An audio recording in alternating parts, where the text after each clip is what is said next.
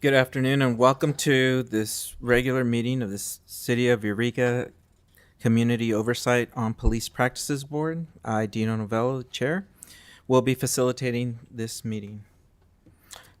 I'll start out by reading our land acknowledgement.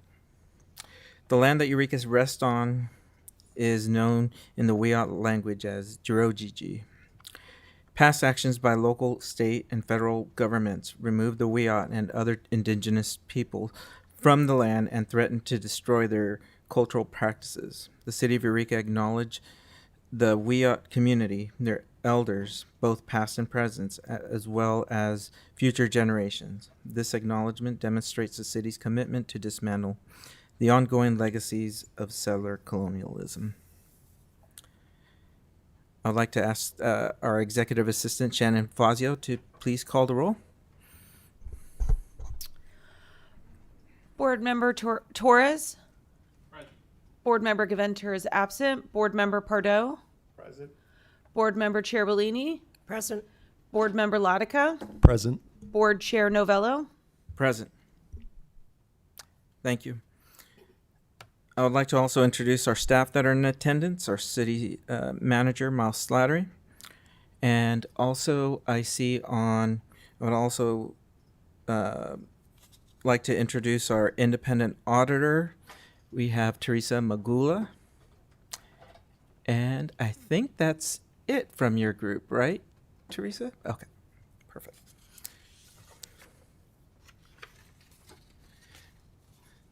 So please rise and join me in the Pledge of Allegiance.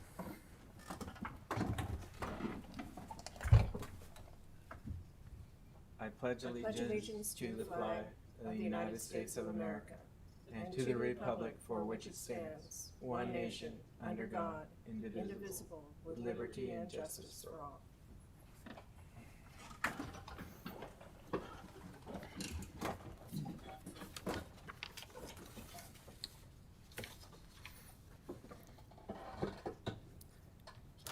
All right.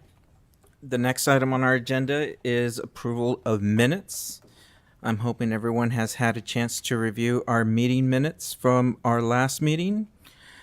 Are there any changes that need to be made to the meeting minutes?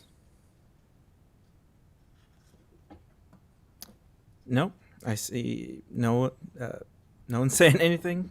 So they look good. I move the minutes be approved. Board Member Chair Bellini moves to approve the minutes. Do I have a second? I second that. Board Member Torres, second that motion. Can we take? And vote. Can we go ahead and vote? Oh, sorry. Those in favor of this motion, please signify by saying aye. Aye. Those against? Unanimous yes vote. Board Member Gaventer absent. Motion carries. All right, thank you. The next item on the agenda is the public comment. This is a time for members of the public can comment on items not listed on the agenda. Each speaker is limited to 3 minutes. Such time allotment or portion thereof shall not be transferred to other speakers. The public will be allowed to speak concurrently with the calling of the agenda item following the staff presentations of that time. Pursuant to the Brown Act, the COPP may not take action on an item that does not appear on the agenda. Do I have anyone here in council who would like to speak?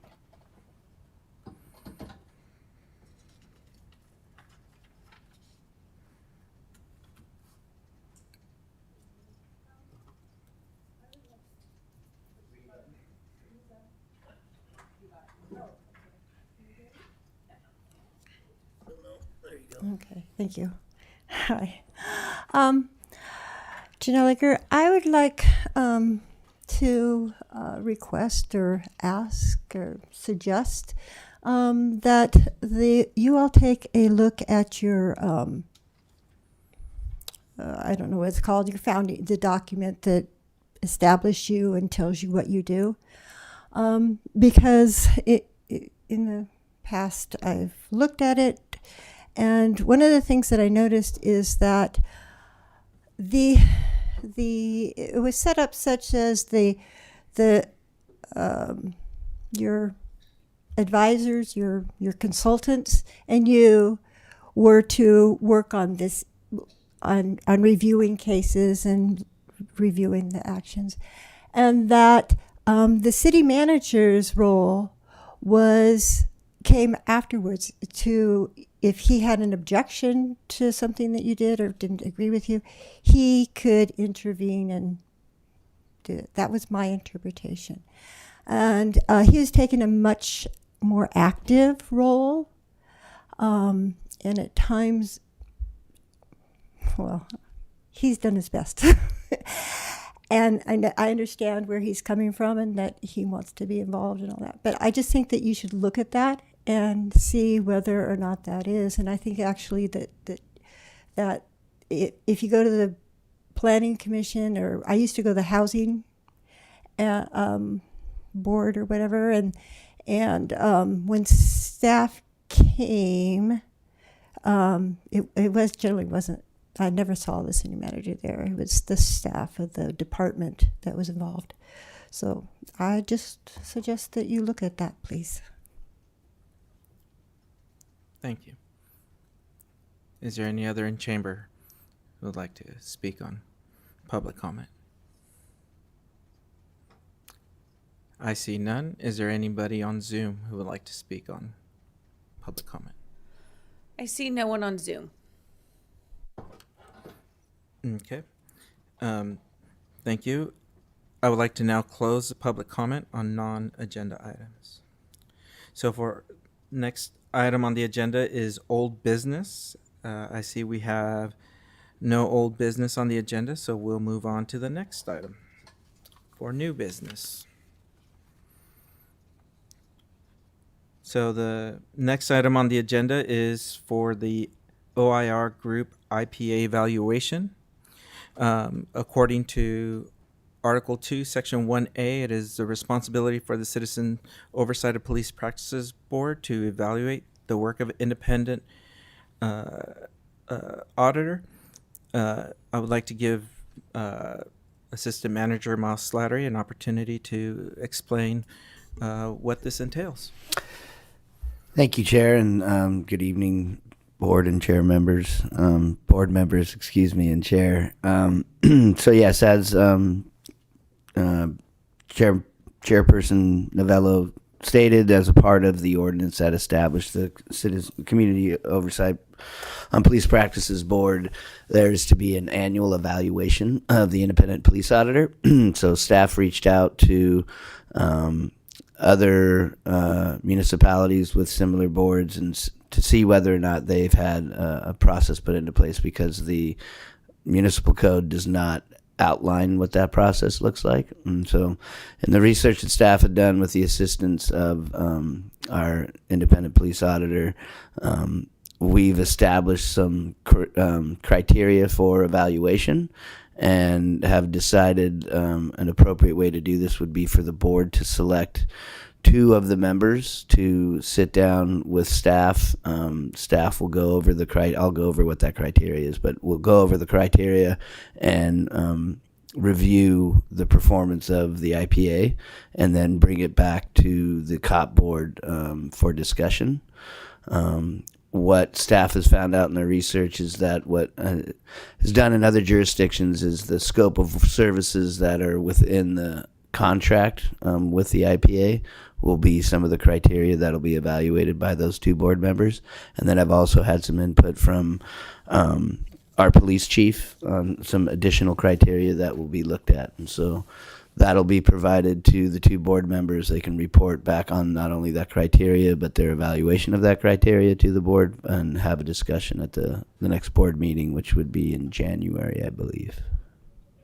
So if there's any questions, staff recommends that the board work on nominating 2 folks to get together and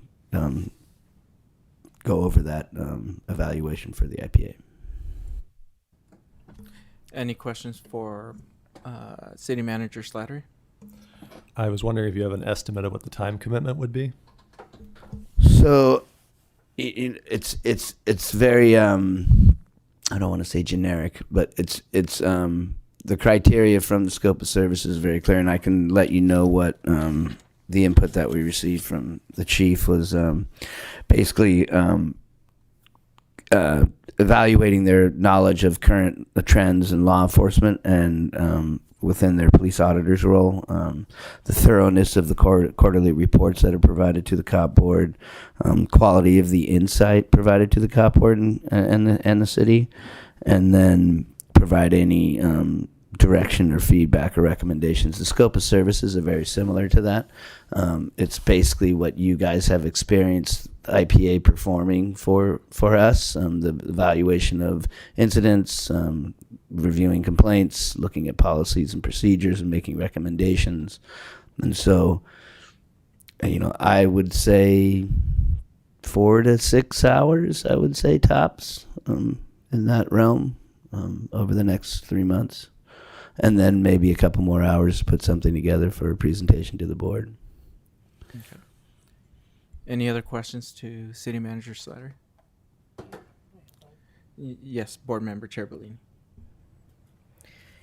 Hi, Miles. Is this different from the from an annual report to the city council? I assume that report went to the city council. So would this be in place of that or in addition to that? Or? We would probably include it as a part of that. The annual report is more for the board itself. That should be going back to council about, potentially any changes they'd like to see in the ordinance or any ways they could see for improvement, or just to give an update on what you guys have done and the incidents that you've looked at. And we could bring up Pal Poly. That's up to the board itself. And by the way, at any point in time that you guys want to do that, just let staff know, and we'll, once again, there'll need to be some board members to put together what that looks like for council. But we can do that at any time throughout the year.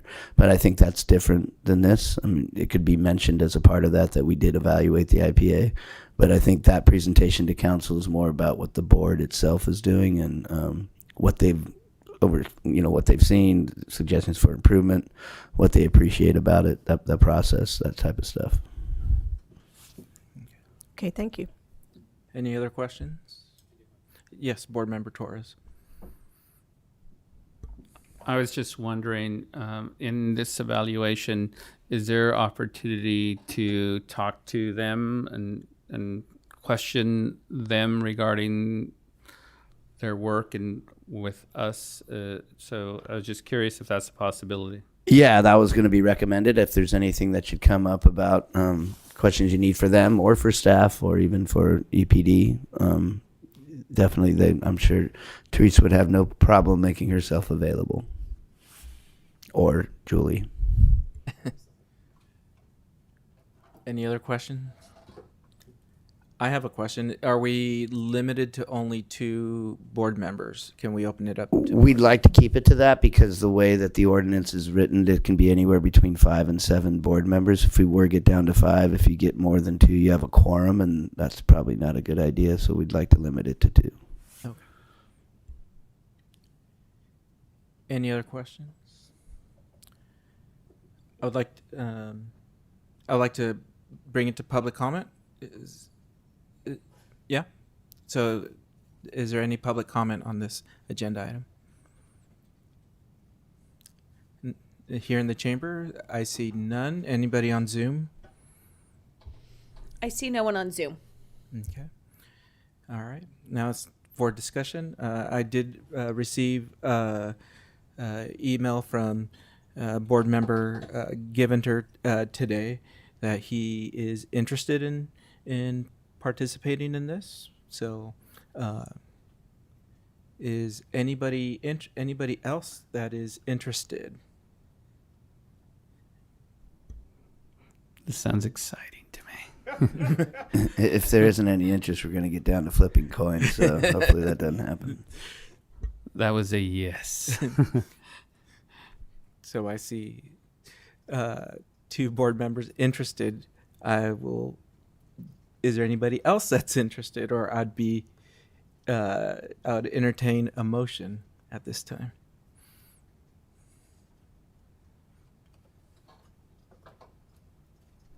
I was just going to motion that it's me and Giventer. I'd like to motion that we're the committee. I'll second that motion. Okay, Board Member Torres motion and Board Member Pardo seconded. All those in favor of this motion, please signify by saying aye. Aye. Aye. Aye. All those opposed? All right. Thank you, Mr. Torres, for helping out with this project. So what staff will do is we'll have Executive Assistant Fazio reach out, and we'll set up a Zoom meeting between myself, Board Member Torres, and Board Member Giventer, and go over the criteria, and I'll email them to you prior to that for your review. Perfect. Thank you. All right. So the next item on the agenda is our OIR group IPA evaluation. So yeah, I would like to ask our OIR member Magula, Teresa Magula, to please share on this agenda item. Absolutely, and thank you again so much for having me on. Always a pleasure to be on with this group. And we have 3 items on the agenda today. I'll take them in order just to make sure that we're not stepping out of bounds. The first item on the agenda is our complaint and investigation review log. This is a document that you receive on a quarterly basis. It's updated as of the 16th of October, which is when we had to submit to the agenda packet. And what you see here is essentially a running tally of all of the complaints that the department has received to date. You will note that there are 19 in this calendar year. Those are indicated by the number 24 dash and the subsequent number. And many of these are in progress under investigation currently by the department. Several of them will be presented to you today in our next agenda item. And I will entertain any questions that you might have around this particular log that we keep as a running tally. Do we have any questions about our complaint and investigation log?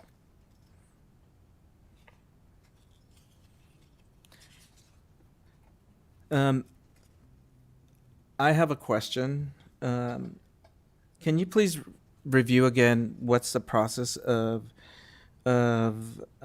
choosing which items are reviewed during the period of time? It's just because in August there were 3 complaints that were made in 2 days, and for those complaints, they were presented on 3 COPP meetings. Yeah, so thank you for raising that question.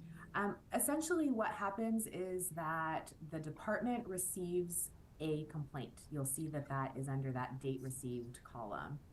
The department then initiates their review of that complaint, whether it be identified as a preliminary matter, which is that the department will take a look at all of the body-worn camera video footage, any related police reports, and determine if perhaps it can be closed at that time given the available evidence, if there is some certainty to that. The department at that time also informs us that the complaint has come in. We have some dialogue around whether or not it can be closed at the preliminary inquiry level, or if it should move forward to a formal investigation. The department will then close out the investigation. What that means is that they complete the totality of their investigation. If it's a formal investigation, it requires interviewing the subject officers, potentially any witnesses or bystanders, as well as the complainant, if that person can be located. And it requires that the department, if there is any misconduct identified and discipline is going to be issued, that the department complete that entire process. So the entire disciplinary process, which is part of what is due to the officers as a result of the Peace Officers Bill of Rights. And so after all of that occurs, the case is considered officially closed. We are then able to report out to you in our quarterly reports that the case has been closed, and we provide any of that information in our report related to the process that the department underwent to investigate and close out the case. So at times you will see that an investigation, or excuse me, a complaint was received on X day, but it may not have been closed until sometime later. And so the date received is not necessarily the order in which the complaints are being resolved and closed. Okay. Well, Sorry, thank I you. have a very vocal cat who's insisting on being part of this meeting. So if you hear her, I apologize. It's okay. So it seems like it kind of depends on the department and then also on the feedback that is provided after the incident. It does, and it also depends in large part on the nature of the complaint. So there are some complaints that when the department and we take a look at the body-worn camera footage, we can fairly quickly determine whether or not there's misconduct. And some cases can be closed out fairly quickly. So once all of that evidence is pulled and reviewed, it's pretty clear that the incident, as described by a complainant, did not occur or did not rise to the level of misconduct. In those cases, it can be closed out, within a matter of months. Other cases are going to be more complicated. It will require setting up interviews, officers obtaining their legal representation, and so on. And that can prolong the process. So it depends on that factor as well. Okay. Thank you. Sure. Any other questions? No? I'll entertain public comment here in chambers if anybody would like to address this agenda item. I see none. Anybody on Zoom wishing to share on this item? I see no one on Zoom. Okay, perfect. All right, so we can move on to the next item. It's the review of the recommendation log. Do you mind sharing on that as well, Tracy Magula? Yeah, absolutely. So similarly to the complaint log, one item that the board requested was a review in log format or in table format of all of the recommendations that we have made to date and the status of those recommendations. Again, this document was last updated on the 16th. And what you see here is that we have made a number of recommendations through the course of our various reports, and that the department has largely either accepted and completed them or has accepted them and the recommendation is in progress to be completed. So most of the items that you see here are in some form of, at some state of completion, and others are just in progress due to logistics or other issues that the department is facing. Some of them around policy changes is simply just getting a body and brain to work on those particular policies. But the department has certainly accepted those, and we're moving towards getting those policies completed. Okay. Any questions from board members? See none. Any questions, any public comments here in chambers regarding our recommendations log? I see none. Anybody on Zoom? I see no one on Zoom. Okay. Thank you for that. Our next item, and I think I skipped, there are complaints and investigation review log. So independent police auditor Magula, do you mind sharing on that, please? Yeah, no problem. They're all named so similarly, so it's it's tricky to keep track of which is which. I can appreciate that. So this item is related to our quarterly report. As you have experienced in the past, we take all of the investigations that were closed in a particular quarter, and we report out to you on the nature of the complaint, on the department's actions, and any findings. And if there was any related misconduct, we opine on the appropriateness of the discipline that was issued by the department. In this particular period, we saw a total of 9 closed complaint cases, and we were able to review the officer-involved shooting that occurred in November of 2023. I'll start there because certainly we take a very close look at critical incidents. These are things that happen very infrequently, but are certainly of a high-risk nature. And we want to make sure that the department is appropriately reviewing those. This is our second opportunity to review a critical incident. We reviewed one in 2021 officer-involved shooting, and that was presented to you in April of this past year. And so what we were looking for was twofold. One was to take a look at the actual nature of this particular incident and how it was investigated. But secondly, and perhaps more importantly, was the department able to incorporate some of the recommendations that we made in our April of 2024 report related to how to best investigate these critical incidents. I can say that the investigation happens kind of in 2 concurrent paths. And our role is to take a look at the investigation that is done on the administrative side. So Humboldt County has a team, the multi-agency critical incident response team, that takes a look at the criminal components of this investigation. And that is to determine whether or not there's any criminal culpability on the part of the department and the officers involved. What we are more focused on, due to the nature of our work and our scope, is the administrative portion. The administrative portion of these investigations is to determine if there was any misconduct and if the use of force in this particular incident aligned with department policies and practices and with best practices across law enforcement generally. So that's really where we focused our review. One thing that I'll highlight is that there are many agencies where the department waits for the entire criminal investigation to be completed and then waits for the district attorney to issue a formal findings letter related to any criminal culpability on the part of the officers. That can take an extraordinary amount of time. And so sometimes departments are not getting to the administrative investigation for years down the line.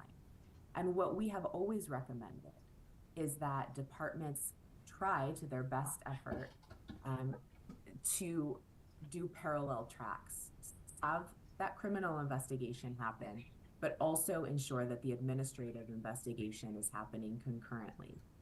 That's something that we were pleased to see EPD take on prior to our coming onto the scene. So it was a practice that they already had. One item that we highlighted in our last report was that the administrative team, which is separate and apart from the criminal team, was not participating in the criminal team's investigation as far as interviewing officers. And we advised and recommended that the department have that administrative component present during the criminal interviews of officers, and the department took that on in investigating this one. So that's a change that we were pleased to see. In this particular incident, both the criminal team as well as the administrative team determined that the actions of the officers were reasonable and necessary in response to a subject who was armed with a firearm and who showed intent to use that firearm on an officer. We also reviewed all of the evidence and both investigations and came to the same findings and conclusions.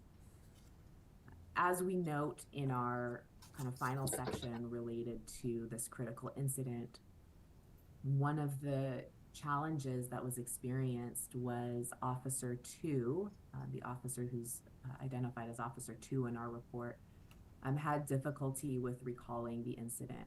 And certainly the absolute level of stress and the impact on the human mind cannot be overstated in this case, but we would like and we recommended that the department provide some additional training for that officer's development in high stress situations. So that's one of the recommendations that came out of our review. We also are looking forward to participating in the department's Critical Incident Review Board. That will be a group that they convene that includes subject matter experts from the department to really carefully take a look at issues that may not have been part of the actual use of force itself, but could have perhaps contributed to the way that the situation unfolded. And so we look forward to participating in that process in the coming months. I think it may be easiest if I take questions related to this critical incident rather than moving forward to the remainder of the report, if there's anything that the board has related to the critical incident that occurred in November. Yes, that is fine. Is there any board members? Do any board members have any questions regarding this incident? Yes, board member Latica. Hi, Teresa. Thank you again for being here. So my first question is, when did the footage from Officer One's body-worn camera begin? I heard there was a 45-second delay after he exited the vehicle and activated it. Yeah, so essentially, thank you for that question, Board Member Latica. It is a 45 seconds into the incident. So the body-worn camera was powered off. So it took that cycle of time to power on and then begin recording. So it is a 45-second delay into the incident occurring. What we start to see is in the body-worn camera, it starts to record when the officer is already engaging with that subject. Is that before or after the suspect reveals that he has a weapon? That is before the suspect reveals that he has a weapon. And okay, my second question is it part of the EPD policy to perform a test of the body-worn cameras at the start of each shift? I believe that the way body-worn camera policy is currently set up is a little convoluted, and it's something that we have spoken with the department. It's one of our recommendations that's in progress. So there is a body-worn camera policy that has the different components of when to activate body-worn camera and so on. And then there is I believe it's a training bulletin or a training directive, and Chief Stevens will correct me on this, hopefully, that outlines more specifics around how to use the body-worn camera. And I believe that includes activating the body-worn camera at the start of shift to determine its functionality. Okay, thank you. And then my last question is, the officers were placed on leave for weeks. I think it might have even said, you might have even said several weeks. Yes. And I was wondering if that is a standard period of time for them to be off duty pending an investigation, or if that exceeds it in some way, and is there any process in place in other departments that you're aware of to expedite the process of return to duty? Mm-hmm. Yeah, that is an excellent question. It really depends on the nature of the incident. It also depends on the availability of department or outside resources to conduct, officer wellness and return to duty exams. The officers prior to returning to duty need to follow a protocol related to both their psychological and physical wellness, as well as their ability to perform the essential duties of a peace officer. And so those have to be completed prior to anyone returning. That can sometimes take time, in particular if the officer has experienced any trauma related to the incident. And certainly we want to make sure that that officer is mentally, physically, and emotionally prepared to return to duty and cleared in that way. In some instances, and this was one case where this was so, there was some concern around whether or not there would be any retaliation to those officers given the nature of this particular subject. And so certainly the department wanted to make sure that it was safe for the officers to be out doing patrol for fear that, you know, there may be some retaliation against them. And to your question around, is there a standard protocol? Not to my knowledge. It really is dependent on the ability of that department to clear the officers and get them back in a physical, emotional, and mental state to be back on duty. Some will wait for those officers to have their administrative interviews, and that's certainly a best practice. Others might wait all the way to the DA letter being issued, and that's particularly in cases where there is a problematic aspect to the officer's actions. But I don't know of a particular statewide protocol for that. Thank you. Any other questions? Yes, Board Member Pardo. Yes, thank you, Independent Police Auditor. I have two questions. I'll ask one at a time. The first question is, obviously this case is significantly different than the majority of the cases. I think one later on is about walking the dog issue, and here we have a case with loss of life. And so I'd just be interested how you and your group approach a case like this where there's loss of life, which carries a heavy burden for the department, the community, and just how you approach this type of situation, how you differ from the multitude of complaints that you review that are much more not, I don't want to say less significant, but not dealing with loss of life, and the time involved. How much time do you see in a critical incident compared to the routine complaints? And so if you could focus on that a little bit, I'd be interested, because obviously this is a significant event, and just how you and your group look at these significant events. Thank you. Yeah, thank you for that question, Board Member Pardo. So certainly you're right. When we are evaluating a critical incident, we are looking at the full scope of all evidence that is available, and we take a look very closely at all of the body-worn camera footage from start to finish. In this case, there was unfortunately not a lot from the actual incident, but we're watching body-worn camera footage all the way through an officer deactivating, and sometimes that can be through, the incident being completed, the supervisors responding to scene, the officer doing a public safety statement, and so on. And that body-worn camera footage can take several hours of time. We are also listening to and reading the transcripts related to any administrative interviews that have been conducted. So we did that in this case. And we take the added step here, which I think is important, to look at the community reaction. And I do that both by looking at social media and how community reacted, whether there was any videos that were recorded by bystanders or otherwise that were posted on social media that perhaps the department or the county's team may have missed. So I'm really looking holistically to make sure that everything was gathered and to understand what components community might be concerned about with particular incidents. As far as how long it takes, again, it really does depend on the nature of the incident.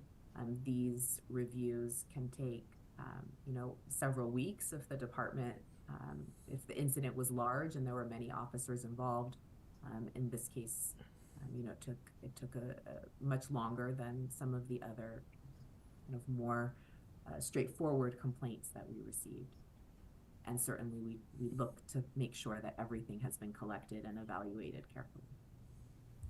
Great, thank you. My second question has to do with the memory recall that you noted. Can you explain a little more about the thought behind why that occurs? So what about these incidents where these police officers in a very obviously high stress, obviously loss of life, trauma, what is the thought behind that? What happens? And I don't know if you know further details, but I'd be interested if any further insight into that phenomena. Yeah, that is, a topic of kind of some controversy among, controversy might be too loaded a word, kind of among oversight practitioners and scientists alike. There is a whole host of studies that have been done around the trauma to the brain, around officers experiencing tunnel vision when they're involved in some of these incidents. For example, not really realizing what's going on outside of their very direct focus at that moment. And so there's a whole host of science related to that and studies of the brain and officers who have experienced these. We've certainly heard a lot of anecdotal evidence around officers' experiences. And so we've obviously investigated hundreds of these types of incidents, and we see any kind of whole spectrum of officers' recall. Whether some are very dialed in and they can remember every sound, every smell, and so on, whereas others are on the opposite end of the spectrum, as this officer was, and really just genuinely could not recall. And I think some of that comes down to as well just human beings being human, right? And so how we each experience and process that particular moment in time. There is also, again, controversy too loaded, but there is disagreement around when it's appropriate to start to request that officers recall the incident. And so there are some, and we fall into this camp, that believe that it is as quickly as possible following the incident that we should sit an officer down for an administrative interview, that the freshest statement is the most accurate. There is another camp that believes that there is a need for several sleep cycles for that memory to really solidify and to be able to recall. So again, like much science, and you know this far better than I do, there is different schools of thought and studies to support each side of that. Great. Thank you for those comments. Yes, Board Member Chair Bellini. I just have a follow-up question to that. So you recommended that the department consider sending this officer, or maybe all their officers, through some kind of training that includes memory. What is the, can you describe what that looks like, the training? Yeah, absolutely. There are different iterations of it that we have seen, and none of them, to be clear, none of them guarantee that an officer will have a particular experience or outcome versus another. So I want to be clear, at the onset, we're not saying that this officer lacked any particular training that would have had him recall the incident in any different way than he did for this particular point in time. What we are seeing be somewhat successful is placing officers in either virtual reality or other simulations that are high stress, such as a critical incident. Of course, you can never duplicate the actual experience of an incident like this in training, but to then work with that officer and coach that officer on memory recall in high stress situations. Again, it may be that an officer experiences hours and hours of training and still has the same outcome, simply by the nature of the way that his or her brain processes a particular traumatic event like this. So no guarantee, but something that we recommend should the department agree with that. Thank you. I have a question. It says here that in the report that there was an internal failure of the camera and that there was no video captured from Officer 2. And maybe this question is more towards Chief Stevens. I'm curious to know what is the maintenance process for these body-worn cameras, because the public is putting a lot of trust that these body cameras are going to work. So, yeah.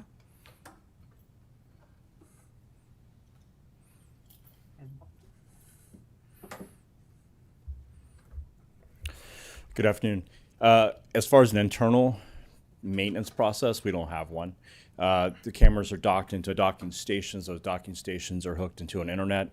That internet then is hooked into our cloud-based system. So updates, firmware updates, things like that are downloaded automatically every time an officer checks out a camera. So anytime Motorola pushes something out, the officer checks out the camera the next time, the new firmware and everything is updated automatically. So the cameras are built for a particular purpose, and that is to be tamper-proof from the outside, right? So I cannot maintenance a camera, because if I can maintenance a camera or do things to the camera, then I can maintenance or do things to the potential videos that were caught on the camera itself. So this camera was taken offline after the failure. It was sent back to Motorola. The camera worked prior in the day, and for whatever reason, it had an internal failure. It had something that was catastrophic happen inside the camera. It's technology. It happens. They were able to find that code when they pulled the camera and did the review, and said that it was no fault of the officers. It was just something that went wrong with the camera. So every time we have an issue with the camera, the contract that we have, if it comes offline, I send it back. They send me a brand new camera. So I take them offline immediately when they're reported to us by an officer who's checking it out, or who suffers some type of error message, and we get that camera replaced immediately. So I will tell you, we just entered into a new contract with Motorola for 50 new body cameras. They're sitting on my desk right now. They get implemented on October 29th is our go live date. This time it's a 5-year contract, so same thing, all replaceable anytime it's damaged, you have a failure internally, anything like that, it's replaced automatically. But at 3 years, we automatically get 50 new cameras, 6 new docking stations. We get all our equipment replaced with whatever the newest stuff that is out there. So that 3 years mark is kind of the life of the product. They declare that as what their warranty will cover, that their product will last 3 years and work properly. If not, they'll replace it automatically. So we're set up moving into the next 5 years with body cameras at EPD and with the newest technology that Motorola has out there. So I'm glad to hear that they're going to be updated, but I'm asking and wondering if there's any kind of testing that goes on just to make sure that they are functioning during these critical moments. Every time the body camera is checked out, it goes to an internal test, turns stuff on, tells the officer's name, puts all the stuff on there that tells them that the firmware is updated and everything, and then they put the body camera on their body. Every time it's powered off, which we changed the policy on, they're not to power it off during their watch anymore. They let it run continuously. The same process happens. It has to reboot itself. So it has to go through an internal process to make sure that everything is operating correctly internally, and then it tells the officer that the camera is ready to go. Okay, cool. Thank you. All right. Any other questions regarding this situation? No? Okay, can we move on to the next one? Absolutely. We then, as I mentioned, also review the closed complaints that come into us every quarter. There were 9 in this period. And so what we have done in the past, if it suits the chair and the board, I have read the summary that is at the header of every case, and then you can ask any questions that are related to that case if any come up. Is that what the chair would like to do for this meeting? Yes. Why don't maybe just give us a brief synopsis, and if we have questions, we will ask them. You got it. Okay. So our first case that we're looking at is case 23-09. This was a complaint that was initiated by a member of the public alleging discourtesy by EPD officers. After a preliminary investigation, EPD determined that the allegation of discourtesy was unfounded, and we reviewed that case. We found it to be fair and complete. Any questions related to 2309? Any questions regarding this case? No? Okay. Well, can we move on to the next one, 2312? Sure. 2312 is a department-initiated investigation. So to be clear, there are complaints that come in from members of the public, and those are identified as members of the public, but then sometimes the department will either someone within the department or command staff will identify a particular issue that requires a complaint investigation be initiated. So 2312 is a department-initiated investigation related to workplace issues. And the question here was whether the actions of a particular supervisor constituted a hostile work environment. Because of the nature of this complaint, this complaint was given to a third-party investigator. That's somebody who is outside of EPD. And that third-party investigator completed an investigation and submitted that to EPD. EPD found that the actions of the particular supervisor did occur. They sustained those allegations, but the department, in conjunction with the city, determined that it did not meet the criteria for a formal hostile work environment. So that particular aspect of the complaint investigation was unfounded. We reviewed this one, both the third-party investigators' investigation and EPD's version, which was a summary of that third-party investigator's investigation.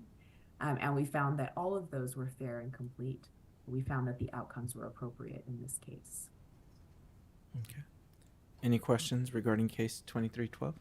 I do. Okay, Board Member Torres.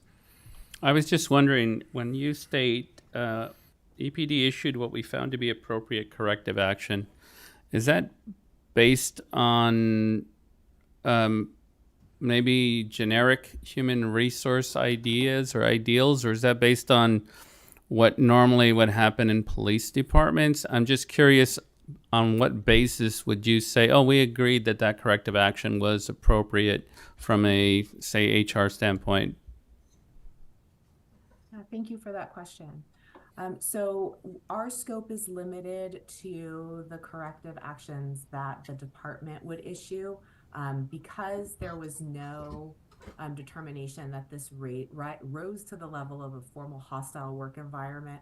We weren't looking at it from the HR and city component. That would be something that would move over into the city's realm, and then brought back to EPD for final discipline and action. So because that didn't happen, we weren't necessarily looking at it from that perspective. The way that we determine whether actions and outcomes are appropriate is based on several different factors. One is our kind of time and experience in this field, seeing across the state as well as across the nation the types of discipline that are issued. We also take a look at what's issued internally. So is the department consistently issuing discipline or corrective action across department levels? And what we're looking for there is there a particular officer who received a lower level of discipline or a higher level of discipline, or are they commensurate? And we're also looking at this across a particular officer's personnel history. So if an officer has a repeated pattern of conduct or behavior, we would like to see the department take on what's termed to be progressive discipline. And so we're taking a look to make sure that if this is something that has happened in the past, that the actions and the outcomes are progressive in nature. So where the officer may have received, say, a verbal reprimand in the first instance, maybe the second instance looks like a single day of suspension. And maybe the third starts to look at a performance improvement plan and so on. So we're looking at it holistically, up and down the state, across the nation, internally across EPD, and then unique to each officer as well.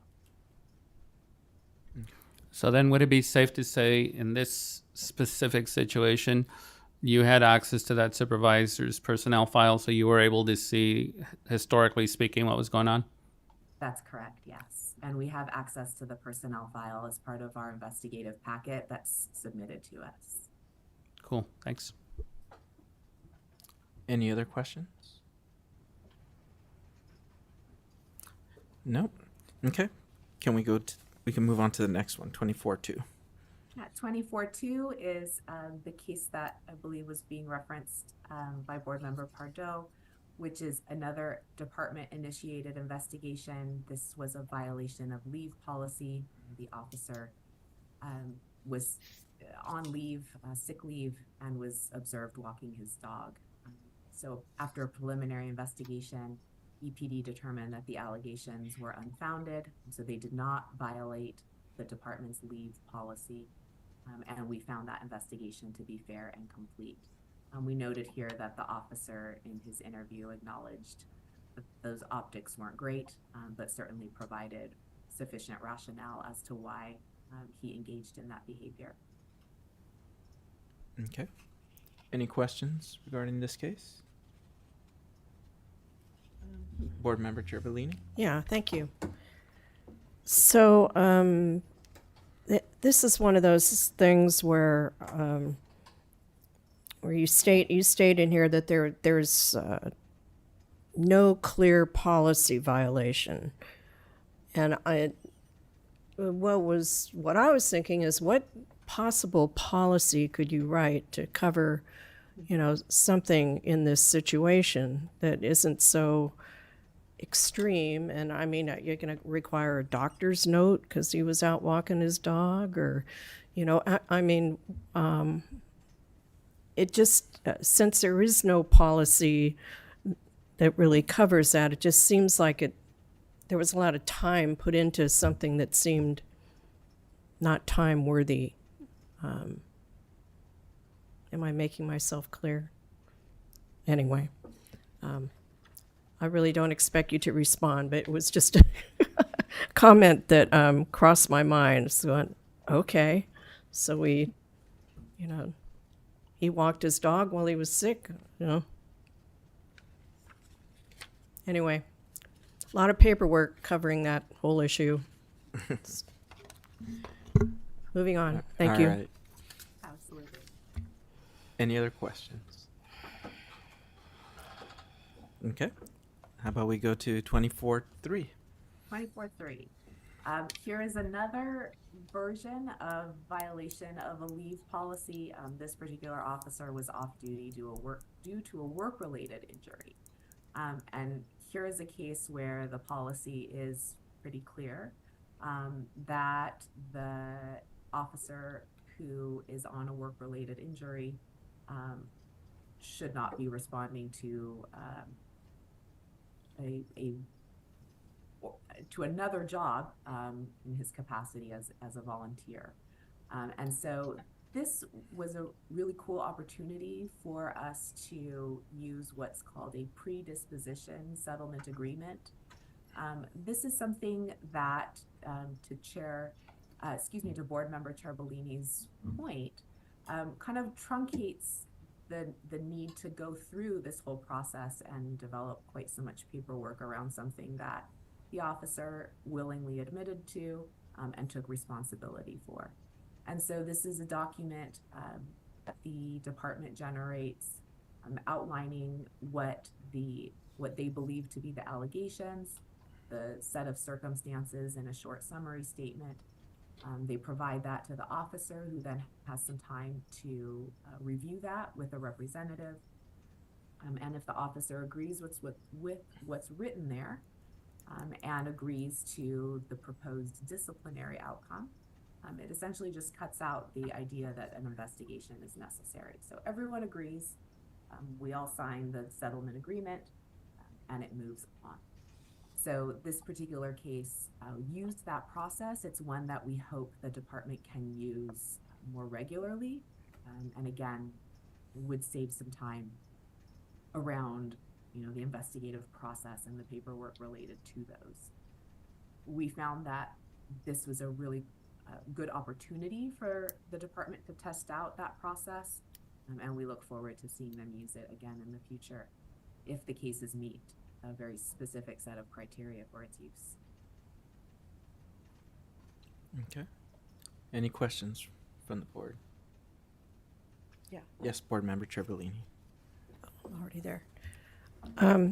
Yeah, this is a new concept to me. I'm just wondering, does this agreement then, it's a document, goes into their personnel file?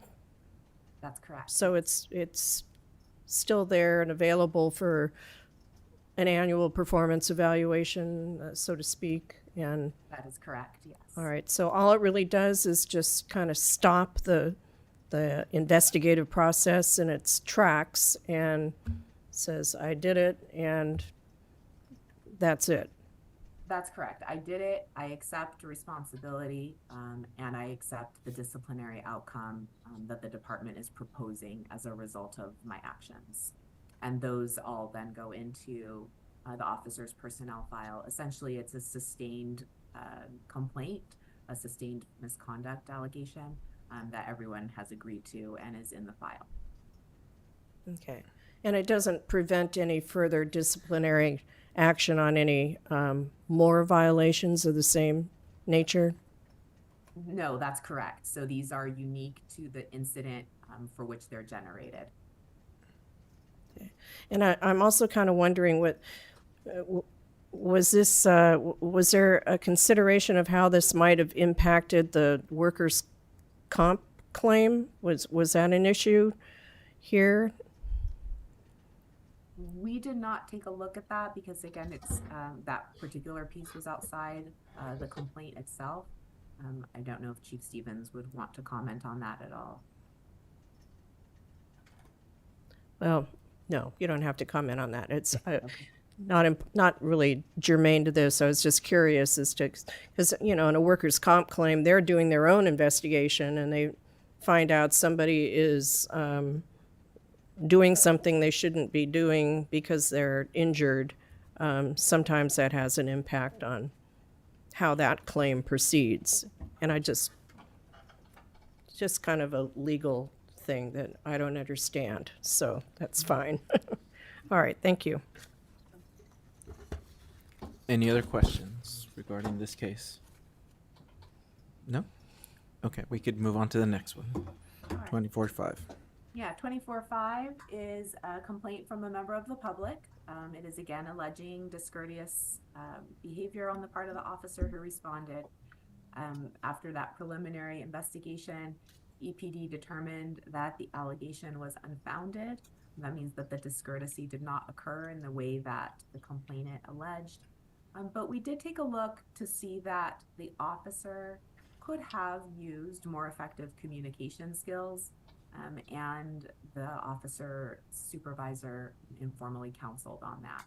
We found that that outcome was appropriate and the investigation was fair and complete. Any questions from the board? No? Okay, we could go to case 24-9. 24-9 is a public complainant, again alleging discourtesy and this time also discriminatory treatment. After a preliminary investigation, EPD noted that those allegations were unfounded based on a review of the body-worn camera footage. We also reviewed that. We found that the investigation was fair and complete. Any questions from the board on this one? No? Okay. So can we move on to 24-10? Yeah, 24-10 is another public complaint. This one alleged discourtesy and unprofessional behavior related to officers responding to a local recovery center, responding to a call of a potential overdose. Again, was reviewed at the preliminary investigation level. All of the body-worn camera and related reports and radio communications were reviewed. EPD determined that the allegations were unfounded. We took a look at the investigation. We found that as far as the complaints were concerned, it was fair and complete and the outcome was appropriate. We did make a recommendation that EPD agreed to reach out to that recovery center. It is a location that EPD responds to with some frequency, and we felt it was important to maintain those positive relationships. And so we recommended and EPD agreed to reach out and just review, kind of have a informal mediation session around what had occurred and how things may be handled differently or more effectively at that particular community center. Any questions from the board? Yes, Board Member Latiga. So when you guys do your review of the investigation, do you ever reach out to the complainant to get more detail? Yeah, thank you for that question, Board Member Latica. We do not, as part of our investigation of our review, we are looking at the package that's created and provided by EPD. Sometimes in the course of the investigation, we will listen to, let me scratch that. So in the course of the investigation, the department might have recorded interviews with the complainant, and we listen to those. In this particular case, there was not a recorded interview because it did not warrant that, handled at the preliminary level. So we did not hear from that particular complainant. I really thank you for that answer, and I really appreciate your suggestion of like reviewing the body-worn camera with the complainant. Thought that sounded like a great idea and a way to like recover service, you know, and mend any misunderstandings. Thank you. Yeah, certainly. Any other questions? My question is has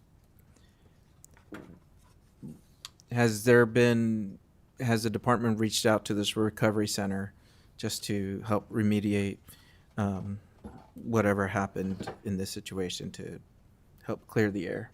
So maybe that question is for Chief Stevens. Thank you, yeah.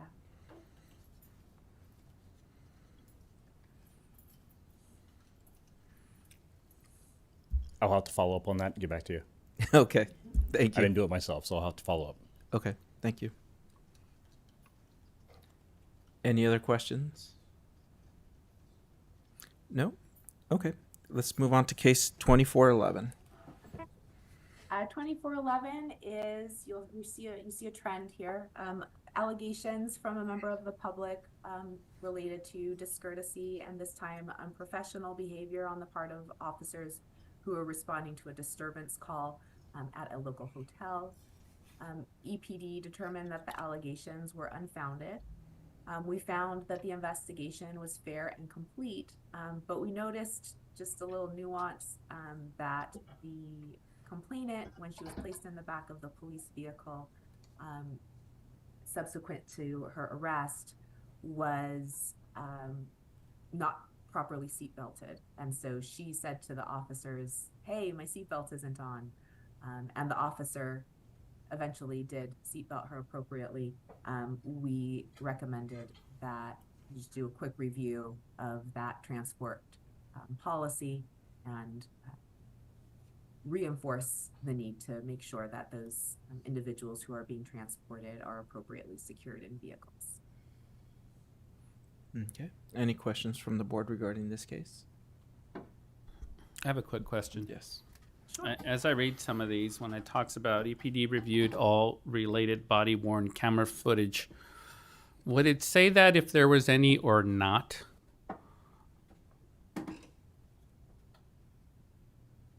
So I'm unclear on the question. If there was no body-worn camera footage, would it say? Yes, but it still that there was not say that available? because I'm just curious because maybe one person had reviewing it.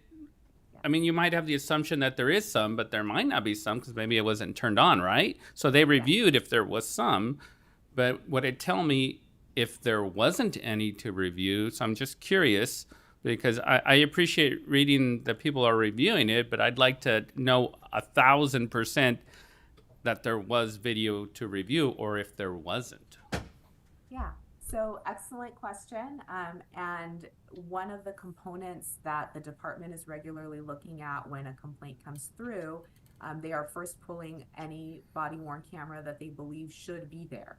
And if an officer has submitted a police report or there's, on the radio, Officer X is responding and that officer doesn't have a related body-worn camera tagged submission in the evidence system, that is a component of the complaint as well. And we have seen EPD hold those officers accountable when they fail to activate their body-worn camera.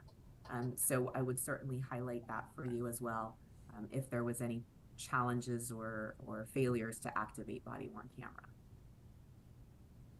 Thank you. Any other questions? I I have a question, then I'll get back to you. So I have a question regarding the introduction part of this report.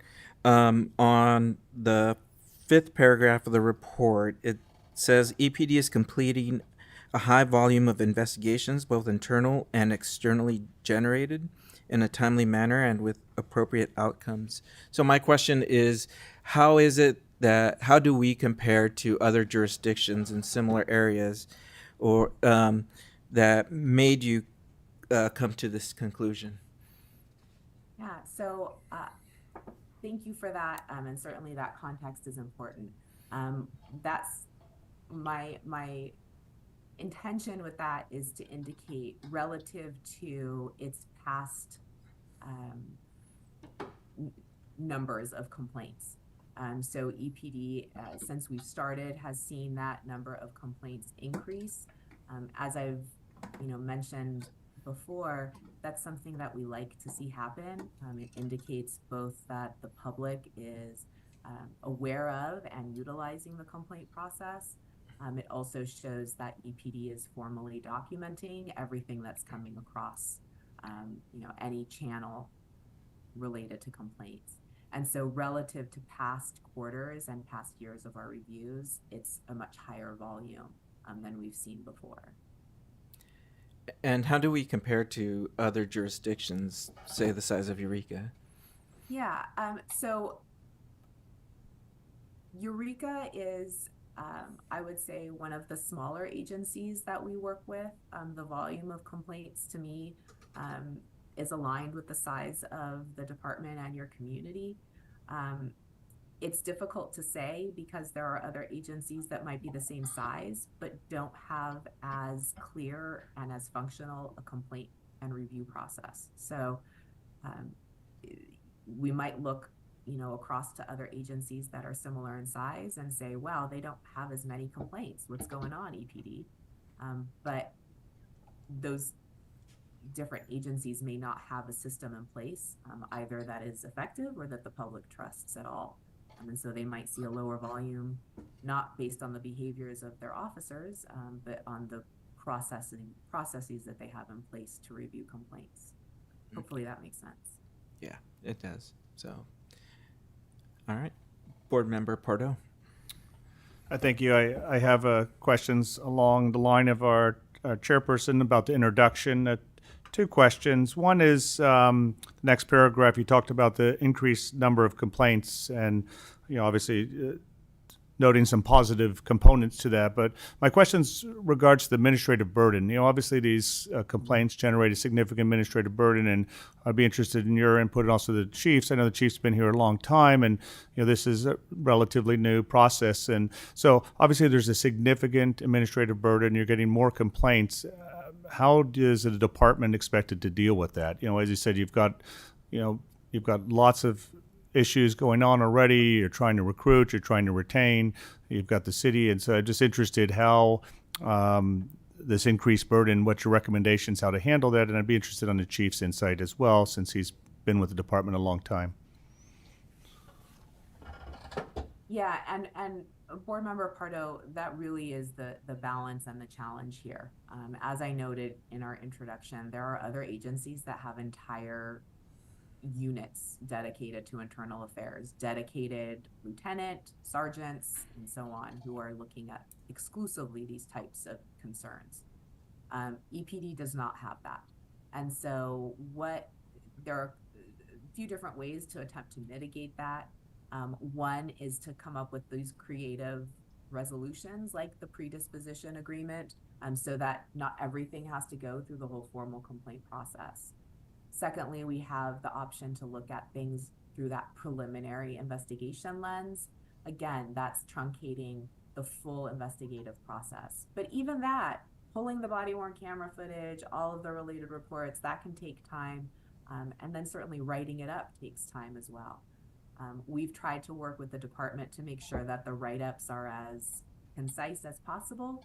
So we don't need to see body-worn camera summaries. We can watch the body-worn camera and see what happened, for example. So we're trying to really work with them to say, give us as concise an investigation as possible. There's also, I know the department has brought in some former reserve staff that is able to take on some of the load. Excuse me, but certainly it is a consideration and one that I know that Chief Stevens is dedicated and committed to, but certainly balancing a whole host of other responsibilities, both for himself as well as his supervisors. Okay. Any other? Oh, sorry. Yes, I think Teresa summed it up pretty well. Currently, what I use is both commanders. I do have a reserve sergeant that came back who is working both background investigations and will help with internal affairs investigations, been trained in both. And I have two senior sergeants, my investigations sergeant and my CSES sergeant, who have both been involved with investigations with the commanders, who have the experience, the training to help out with those when we can. The OIS review was written by one of those sergeants that wasn't involved in the actual investigation. So they're very time consuming. Just as an example, the one with the two officers with the little seatbelt issue, that discourteous call at the hotel, that was probably a 45-minute call for service by the time the call started to the time that they got the individual to jail and stopped recording. So you look at, just watching the body camera alone, 45 minutes, two officers, that was an hour and a half that I spent watching that before I even divvied it out to anybody, which I didn't actually do in this case. I decided to write it myself because I knew what the burden was that the other people were already carrying. I knew this was going to be an unfounded complaint, that it didn't meet the criteria of any policy violations. So an hour and a half into that, I have to watch it a couple times as I'm writing the report to make sure I'm getting things accurate. I have to see it from both angles. So even on an unfounded preliminary inquiry, you're probably looking at 5 to 10 hours to write it up, to get it to the IPA. And that's pretty concise, I think. They're not really detailed reports, but they're probably 5 pages long, but it's that back and forth you go through to make sure you're documenting everything correctly. So we try to divvy those out as equally as we can. We prioritize if we see something in a complaint that is concerning to us, or we watch body camera and there is an obvious policy violation, then we will prioritize those investigations over the unfounded preliminary inquiries that we've already reviewed, just because there's no timeline for discipline that would potentially have to happen in something that we've already determined to be unfounded. So I know you like to see things happen quickly and the reports come in a timely manner, and some of these are pushing that 1 year mark. If it has something attached to it, we're getting it done in a timely manner that makes sure we meet that criteria. If it's unfounded, we're doing the best we can with the resources we have to get those closed as quickly as we can. A lot of the times I don't even tell the officers that the complaint came in, just because it's more stress on them and they're already overworked and worry about a lot of things. I will bring them in at the end, advise them of the complaint, and then the findings of the complaint before I send it off, a letter off to the complainant and anything like that. In case they have an encounter with them again in the future, then they know what that is. So. Chief, I guess that's my concern, is that as we see these increased complaints, the increased administrative burden, and as you said, the time involved in reviewing just a body-worn camera is excessive. Trying to find a way to work with our independent police auditor to make it realistic, because at some point, as you said, it becomes unsustainable, and it sounds like you've been able to sustain it, and I commend the department for doing that. I do have a follow-up question, if that's okay. While you're up, you mentioned officer stress, and I think when we go down here, it says formal accountability also impacts officers who are now facing increased scrutiny from the community and command staff alike. So both for the chief and our independent police auditor, I'd like to hear what their thoughts are on that statement, and how do you support the officers who have this new process where they're getting these complaints and a significant number are unfounded, and having this increased scrutiny.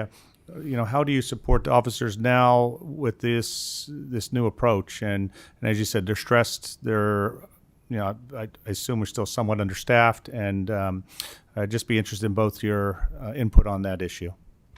Absolutely. From our standpoint, from the command standpoint, we tried the best we can to communicate with them about the process, the education of the process, what the outcomes potentially be, the accountability piece. We try to keep them in that loop and constantly letting them read the reports when they come out. That's going to be presented before you all today. Anything that's going to be released to the community, so they know ahead of time what's getting ready to go out.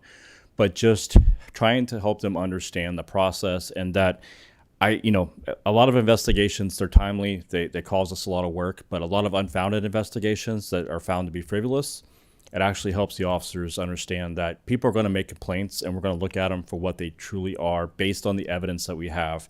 And it's as important to, that's the word I'm looking for, to unfound them, to find that there's nothing wrong than there is to find a policy violations and hold them accountable for it. So that documentation, that transparency to our city, to our community, is vital in this whole process being successful for the department and for the city as a whole. So trying to communicate that as much as we can on every level we can, both personally when we're in the investigations with them, but also as a group when I go and speak about the number of investigations we've taken in a year, and break that down to them over the number of actual contacts that they've had with people over a year.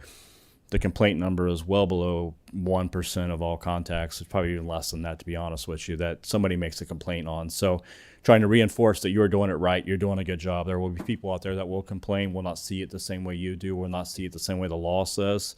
And there's going to be times you're going to step out of bounds, and that we'll deal with those, and you'll be held accountable for those, and we'll learn from those, and we'll move on. So just that true education, knowledge, and being open and transparent with them as well as the community. Thank you. And I don't know if our independent police auditor, Gula, has anything to add to that. Chief Stevens articulated that exactly as I would have. Really, I think it's twofold. One is to acknowledge that officers face an impact when these systems are in place, and sometimes simply making that acknowledgement can go a long way. Versus saying, well, this is just the system that you're in, deal with it.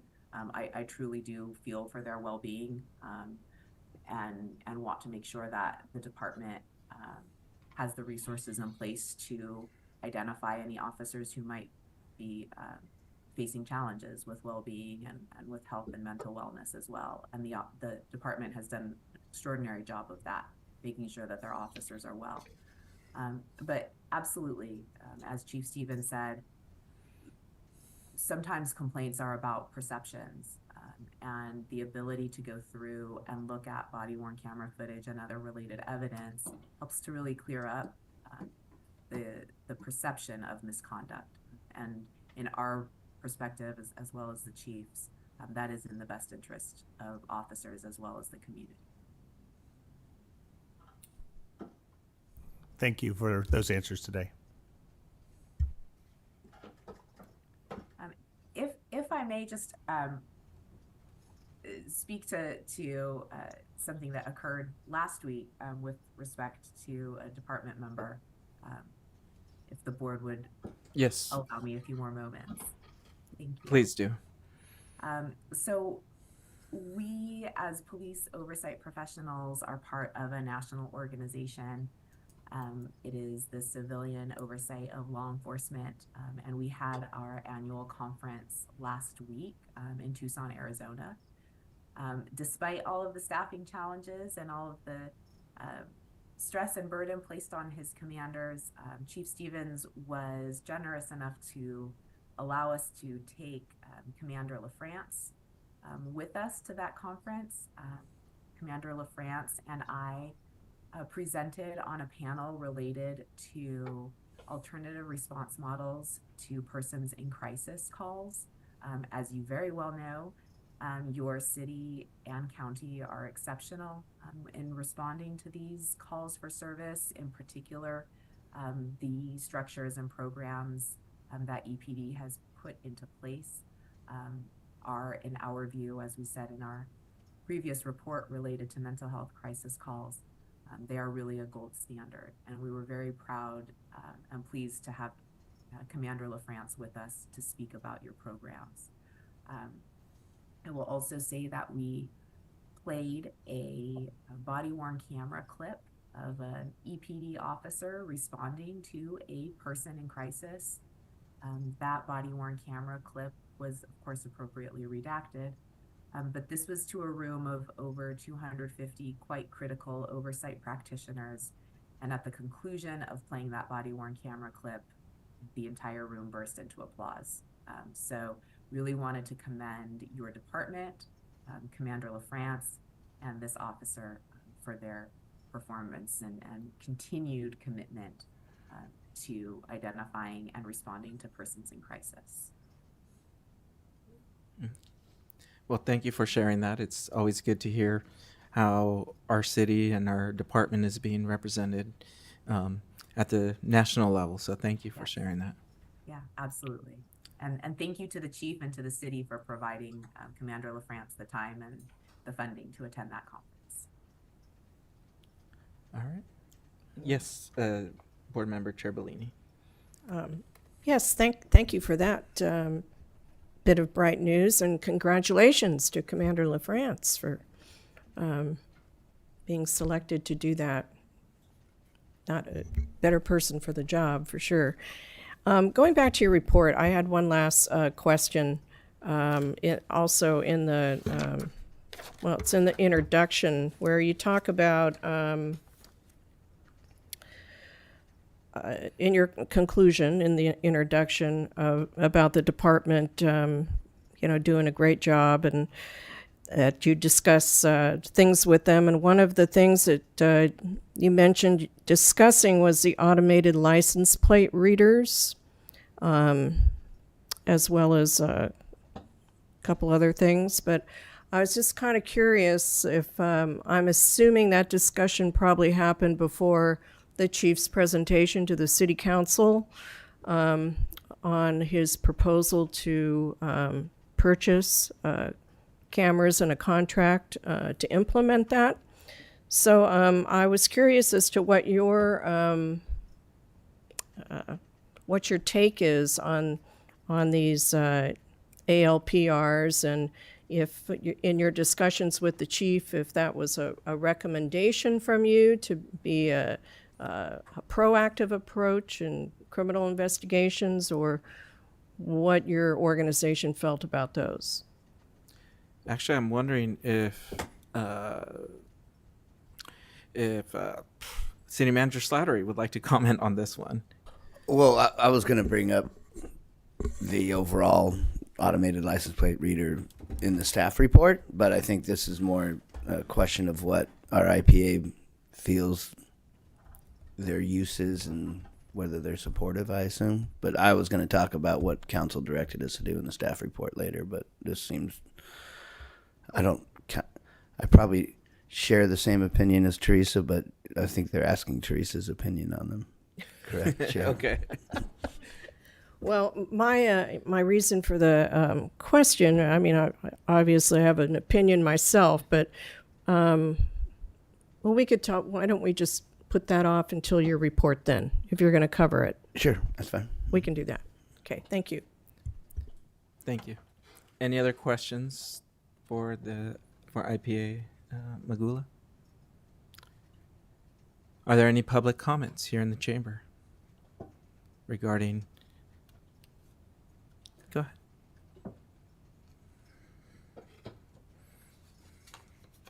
A lot to go through and process and come up with something to say. I was surprised to see so many discourteous and da-da-da. At one point, I made a complaint, and it didn't appear. And so I thought that one of these were mine. And so when it actually came up on the agenda, I was surprised. And I had very little time to prepare for the meeting, and so I guess what I'm trying to say is, I know that these little incidents with the police that are uncomfortable for citizens are time consuming. But what was I trying to say? But it would have been nice if perhaps I could have seen the body-worn camera of the incident, because I had questions in my mind of what actually happened. And I will give you two more body-worn camera stories. Maybe two, if I can remember both of them. One was many years ago when people were in the marsh, and I approached an officer and asked him if he was the officer in charge, because another officer had done something that I thought was inappropriate. He, before I could even speak, stepped right up to me, and he was a tall man, and said, "You just hate the police." And I leaned back and I said, as loud as I could, "I do not hate the police." And in the process, I also stepped back, and it was on a hill, so I fell. And the officer caught me by the arm. And once I regained my my balance, I pulled away and walked away. I went down away, out of the way, and there was another officer there. And it was a roadway, and he was parked there with his little vehicle, and and I stopped and turned around, and he came up to me and said, instructed me to go stand by his vehicle, which was behind him. And I was not going to do that. And long story short, he came up behind me. He ordered me over there, threatened me with arrest, and then came up behind me and grabbed my arm and told me he was not going to arrest me. Again, I pulled away, but this time it was because I did not want that man touching me. And, it was one particular officer, and screamed out again and walked away. So I would like to. The officer, I was then told there was a body-worn camera about those incidences. Okay, thank you so much. And I am going to finish. Okay. And I said to the chief. You're only given 3 minutes. So I know, but I'm going to finish. Okay, I'm sorry. I'm going to break the rules. Okay. And we need the to move chief, on. and my response was, I would like to see that video. I never saw it. But I'm suggesting to you that the victims might want to hear a report and see the videos, and they would understand. Thank you. My apologies. All right. Is there any other public comments online? I see no one on Zoom. Okay, and I see no one else in the chamber, so. Okay. So the next item on our agenda is for board member reports. This is the time where we allow our board members to report out on things that are relevant to this board. Do we have any board members needing anything to report out? Yes, board member Pardo. I know board member Giventer is not here today. He wasn't able to join us. And I know he would want us to, sort of appreciate the board that we have here. Given in the community, there's another police department having a significant issue with a incident, and there are a lot of calls for that community for an oversight board. And so I think once again it just shows the importance of this board. I commend the city manager and the council and the chief of police for getting this board together, because this is the second time this year I've seen an external department, have an incident, and there's been a lot of controversy and conflict over the lack of a oversight board and the incident. So I know our board member Givner has very strong opinion about that, and so I just thought I'd acknowledge that and what's going on in the community. Thank you. Thank you. Any other board members have anything to report out? I see none. Okay, so the next item on our agenda is our police chief report. Chief, can you please tell us what's happening in the department? Good afternoon again, everyone. I'll cover two things relatively quickly. I'll do the staffing update, and then I'll share with you some stats that I provided to council during the city manager's report for the first meeting in October. So there's stats from January through the end of September, just to kind of give you a feel of what's been going on with the department. As far as staffing is concerned, currently we have 3 vacancies in our sworn patrol division. It sounds like on paper that's a lot, like we're getting closer to full. We only have 3, but I currently have 3 individuals in the academy. I currently have 2 individuals ready to go to the academy in January, so that's 5. And then I have 2 people that are off on medical leave. So we're still suffering from a staffing crisis when it comes to be able to fill the watches that we have, but we are getting closer. I think that's just a testament to the recruiting efforts by the department, both the recruiting team and those just verbally sharing the experiences they have at EPD and pulling people from other departments and encouraging those that come for ride-alongs to apply for the academy and support them throughout that process. So I'm really appreciative to the members of the department for that, and for the city and the contract they provided us in the union, which I think has been instrumental in people not leaving.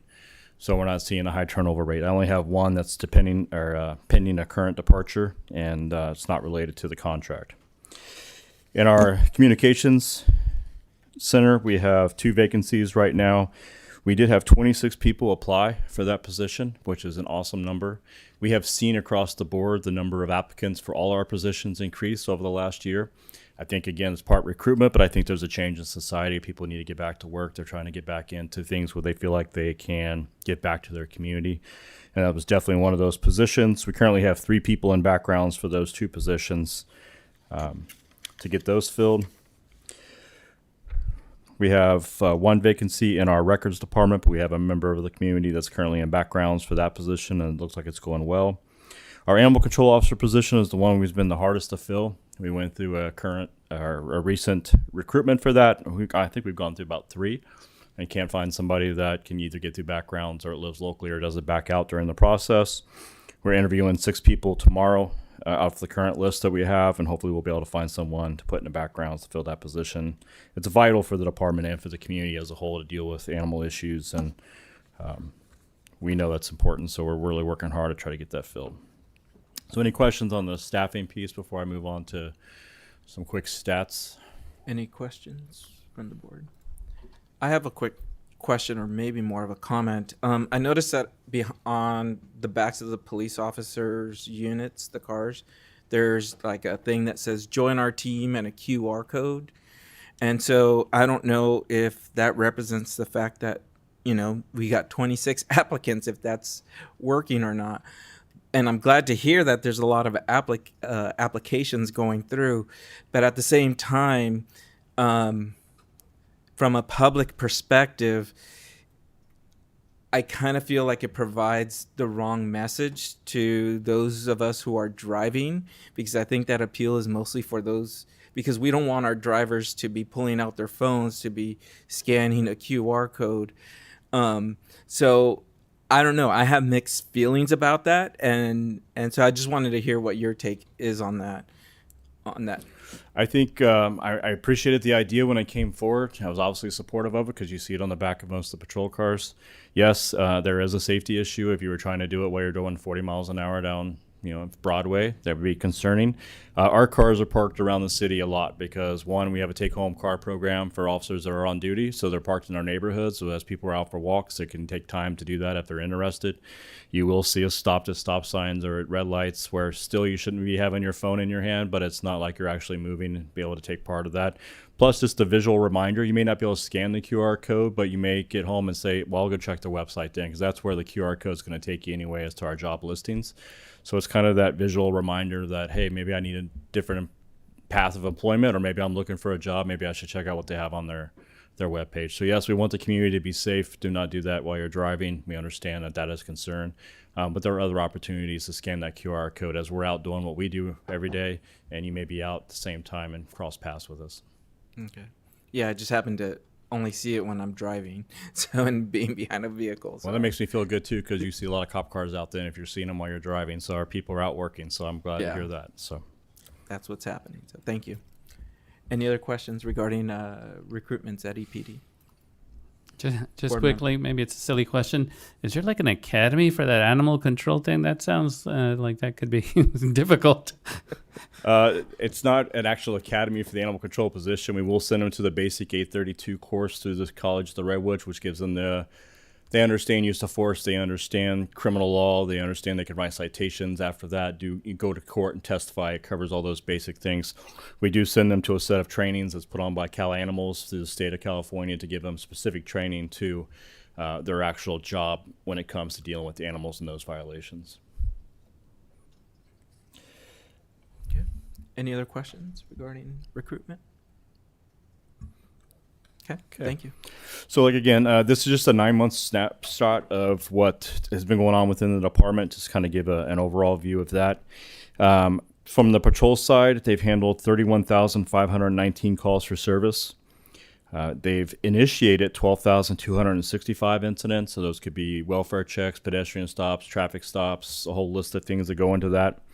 So a total of 43,704 incidents so far up till September 30th have been initiated or handled by our patrol division. 1,919 of those were traffic stops. So they are out there in between those calls for service, still trying to enforce traffic laws and working overtime with our OTS grant. So on average, we handle about 114 calls for service a day on patrol. That's an average. I guarantee Thursday, Friday, Saturday are going to be somewhere around 150 to 180. So it's always busier, it seems like, on the weekends. But usually we staff 8 officers for a 24-hour period, and it equates to about each officer handling 14 calls a day. So they're busy. They're out there working. A lot of these calls are 2-officer calls as well. So it's you see how that time compiles pretty quickly when you look at, you only have a 12-hour day to get all this stuff done. We've written 1,270 felony reports, 1,726 misdemeanor, 833 other types of reports for a total of 3,829 reports written total. We've made 596 felony arrests, 1,294 misdemeanor, 93 DUI arrests for a total of 1,983 arrests.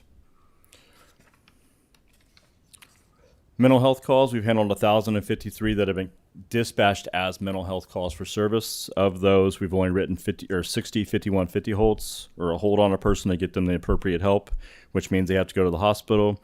So that's a 94% diversion rate away from services that are impacting our health system at the hospital. These are going to the appropriate people, clinicians, other resources they already have in place to care for them. And that's a great piece where between our CSET team, our patrol, and the care team are all now working together to help keep that number high in the 90s. Our front office has encountered 464 people on average a month that come in for services. So they've serviced about 4,100 citizens at the front counter. Our dispatch center has handled 63,160 non-emergency calls for service, 22,791 911 calls for a total of 85,951 calls so far this year. Not only are they 2 positions down, they have 2 out on maternity leave right now. So everybody from the supervisor down is working probably close to 50, 60 hours of overtime a month. 286 calls were fire calls, and 497 were medical aid calls or related to medical aid issues. Just a number that we looked at the other day because, over the time that I've been in administration and definitely toward the assistant chief and chief side, we look at our special events throughout our community. We see our society change. There's always threats to these large events where we put people together. And as an agency, we need to look at how do we police those. We use some environmental changes, designs, barriers to keep vehicle assaults and things done. But we always got to put bodies on the ground. This year, we've actually staffed slightly lower just because of the burnout rate I was having within the department, but we try to staff at levels that were appropriate for whatever event it was. Our major event season is from May through September, and that's where we see the most consistent or the largest events in the city of Eureka. During that time, we covered 610 hours of overtime, and that's people we staffed for those events. But that doesn't count any salary positions, doesn't count the 2 commanders and myself and the hours that we gave to those positions as well. So I just commending our officers and our special teams members for coming in and taking on these roles above and beyond what they're already carrying. So I just want to give them that shout out, and that we appreciate them from a command level for all they do for the city. Cover staffing stats, the body-worn cameras. The last thing that I would like to solicit tonight is, like the IPA Teresa said, is that we will be conducting a use of force review board for the OIS report that was submitted to you tonight. I think it would be prudent for someone from this board to sit as the civilian member on that board to see the process that will take place. I know Board Member Chair Bellini has taken part in those in the past, and we will present the evidence, we'll present the report. You'll have access to a lot of information. In the end, we ask that this board writes an executive summary of findings based on what was presented to them. So, and the findings from the board as a whole.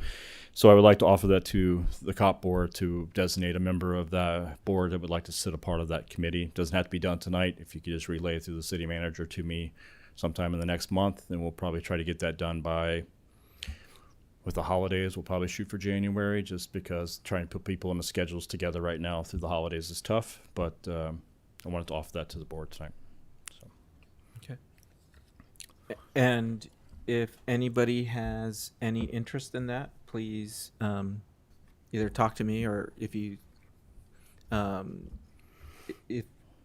if you would like to suggest yourself, or does anybody want to be part of this, or would like to think about it a little bit more? Maybe if you I just make Giventer do it. if you're not here, voluntold. No. So yeah. So if you're interested in participating in this, just send an email. Please include me in on that, so like that I know that it's covered as well. So That's all I have, sir. any questions for Chief Stevens? I did have Go some, ahead. I don't know, not so much a question, just the idea of the body-worn camera being turned on start of shift and off at the end of shift. I don't know where that came from, but brilliant.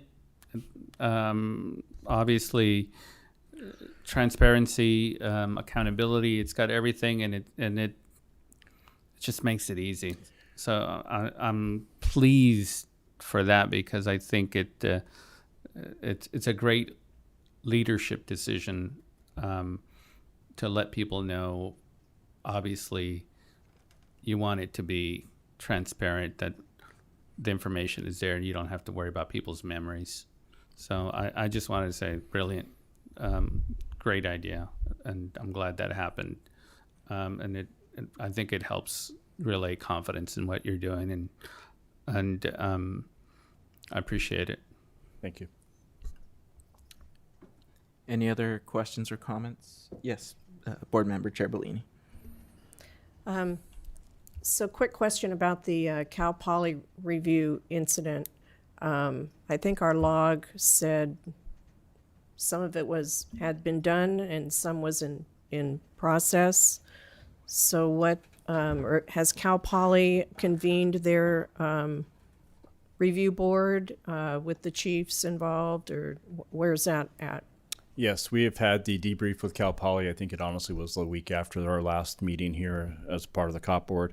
That meeting went well. There was a lot of lessons learned, I think, for Cal Poly coming out of that more than anybody else, but it helped clarify some of the concerns that were presented after the fact and that night, to be honest with you.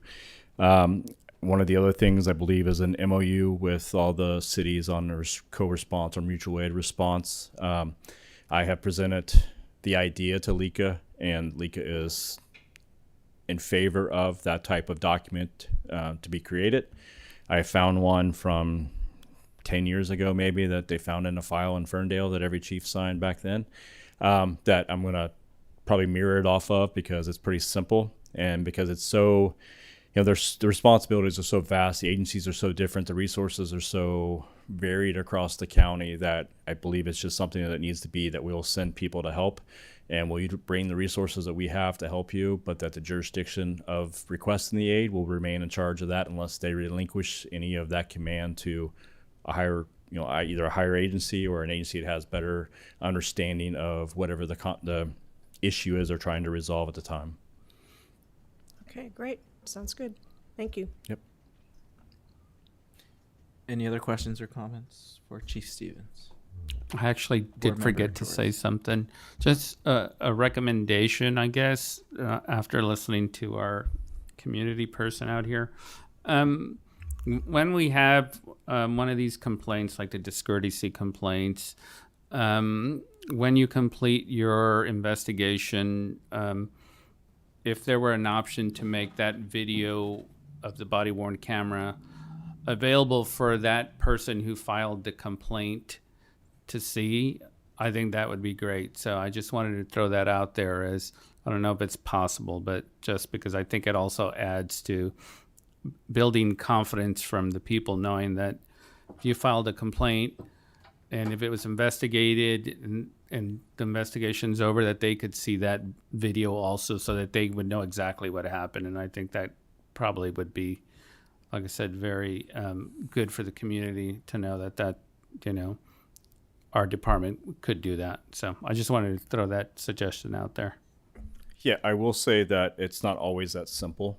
Both state law, investigations, parameters set around things don't always make it available to release to the public. And once, as an agency, I show it to one person outside of the realm of law enforcement, then it makes it public. So much like the videos we showed here for the Cal Poly incident that I put in the presentation, I can hold back all the other videos that I have because there's ongoing investigations, there's tactics. The law allows me to protect some of that stuff. The ones that I presented here today, so every time I've gotten a PRA for all video related to Cal Poly, they're getting exactly what I showed here because I opened that door and have to release that publicly now if somebody asks for it. So we have to weigh what the type of complaint is, what the complaint was attached to. Is there a criminal case behind that versus the public's right to know and state law and everything else. So I do appreciate that. It has come in handy in the past, quite often actually, but we have to weigh and balance those things out because we don't want to set a precedence or violate law where then we get ourselves into some type of legal issue. And there is a provision, as the chief said, to PRA materials, and what is legally required for us to release, we will release. And so there is that option. It's likely not going to be in the time frame that whoever's requesting it wants it, but there is new state law out there that does require us to release certain body-worn camera that we have. Okay. Any other questions or comments for Chief Stevens? Yes, Does the board member Parker. independent police auditor have a comment on that? I saw her nodding her head, so. Saw how quickly my video turned back on. Thank you for that, Board Member Pardo. I was going to echo what Chief Stevens said, that there are certainly more considerations than simply having someone in and watching the video. And City Manager Slattery mentioned as well the opportunity for members of the public to complete a PRA request should they wish to receive specific body-worn camera footage. We've also had discussions with the department around creating alternative complaint resolution models. Those would be forms of mediation rather than a formal complaint investigation. And so we're in ongoing discussion around how those types of systems might be implemented. And that would allow the complainant to come in and have an opportunity to have at least discussion related to the incident that they experienced. Any other questions or comment?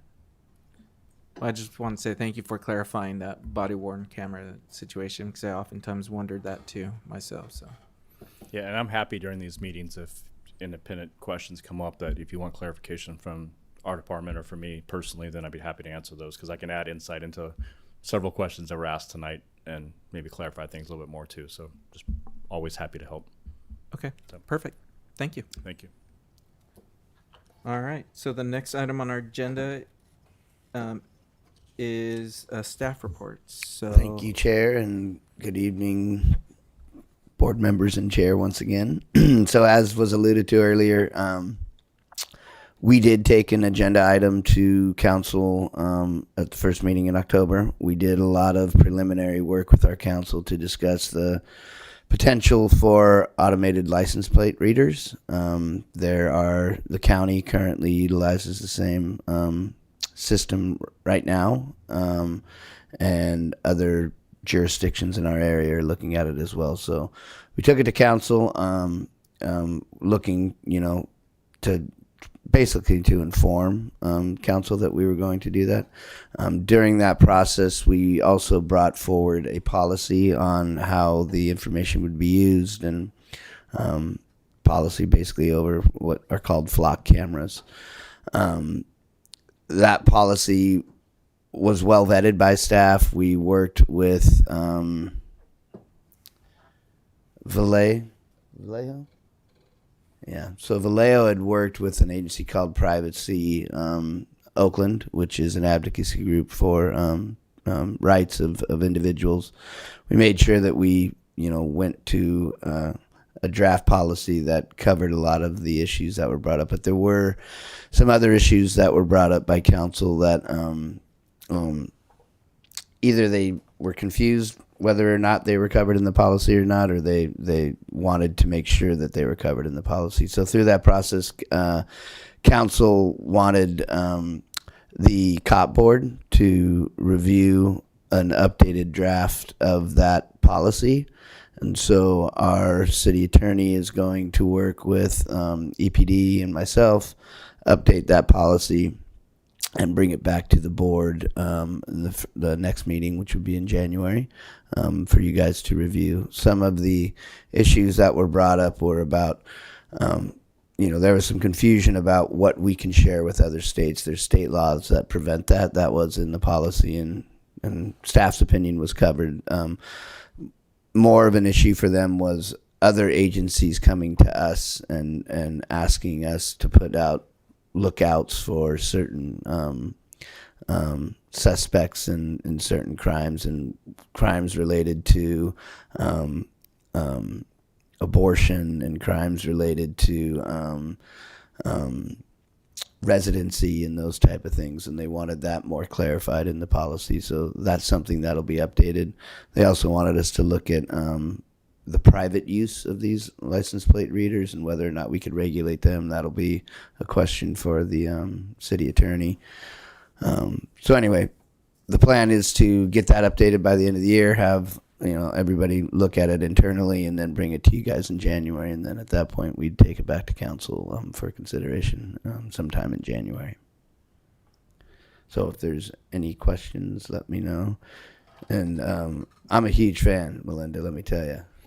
No, I found it, I totally understand the concerns. We've had, the law cops, and we did a policy around the video cameras that we have throughout town. And it was surprising to me, staff tried to make it very clear that what's stored on these is solely just the license plate. You have to go through another step in order to get anybody's information. So it's no different than me going down to the road right now and taking a picture of somebody's license plate. There's nothing other than what the make and model and color and of the car, as well as the license plate, that's stored in this database that will be, administered by the flock company. But anyway, we understand the concerns, and we want to make sure that any sort of concerns are addressed in the policy, and we'll bring that back to you guys. Any question? Go ahead, Through, Board Member Chair Bellini. through the chair, sorry. I'm a big fan too, and I was absolutely, totally amazed and very disappointed that they didn't take the steps to move that along. And I think the chief had done an outstanding job outlining the reasons for it. And to think that anybody would be, I understand some of the legal concerns, okay, that need to be covered in the policy, but to me it didn't seem like something that should hold off them moving forward with the contract. But I don't know why anybody couldn't see the benefit of these versus any privacy issues, other than the criminals that are out there stealing cars and abducting children. Now, I've never had a child abducted, but ironically, around that same time, I got a message on my phone that there was a child abducted, and they were looking for the child at the time. I mean, if you were that parent or grandparent, would you not want these cameras out there looking for, anybody involved in that kind of crime immediately right now? So I just want, sorry to interrupt. I just want to be clear that this was not council saying no in any way, shape, or form. I think they were supportive as well. I think it's just these concerns that were brought up by other entities that they wanted to make sure, because you're not going to have wonderful people like the chief and I here the whole time, and they want a policy in place to make sure that there's no nefarious things that happen from other individuals in the future that may use this for some other reason. So Right. council was not the concept itself was not a no. It was just wanting to ensure that it was used appropriately. Well, it just generates a lot of discussion in the community and on social media about potential nefarious uses of that data and information, but as somebody who's had 2 vehicles stolen out in front of their house, I'm thinking how handy would that come in at the time, since there's only one road into and out of my neighborhood. But anyway, I just wanted to bring this back to maybe sort of a policy discussion about why the COP board here couldn't weigh in on that issue before it went to council.